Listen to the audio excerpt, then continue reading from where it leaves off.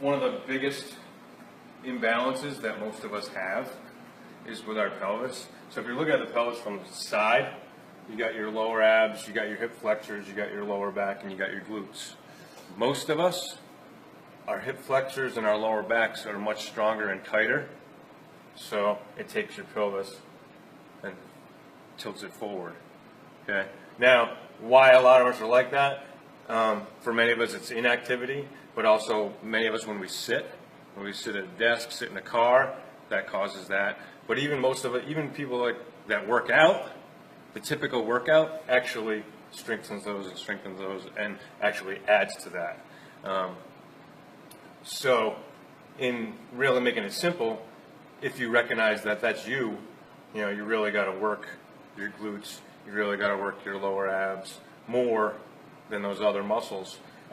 Also, another big reason why a lot of us are that, if you got a belly sitting on your hips, again, that tilts that forward.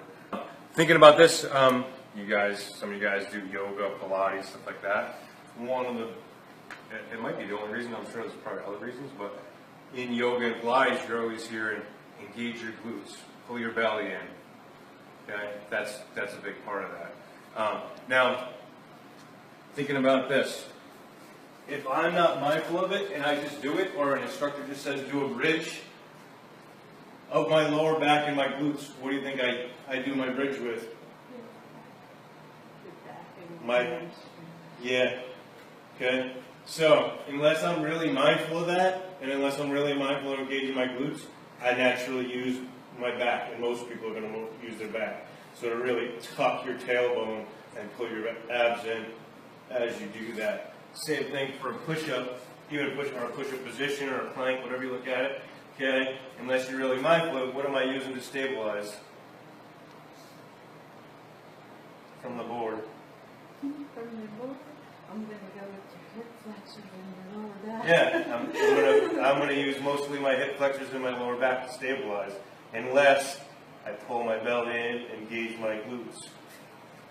So even not just working those, but in all your stuff, thinking, okay, am I really using my glutes? Am I really using my lower abs? And along with that, that definitely affects our lower back, whether it hurts or not. Like I said, for 20-something years, I knew this was really tight and it had minor pain, but I just ignored it. But at this point, I can't ignore it anymore.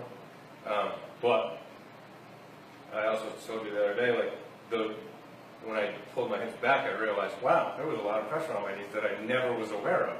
I just didn't even think about it.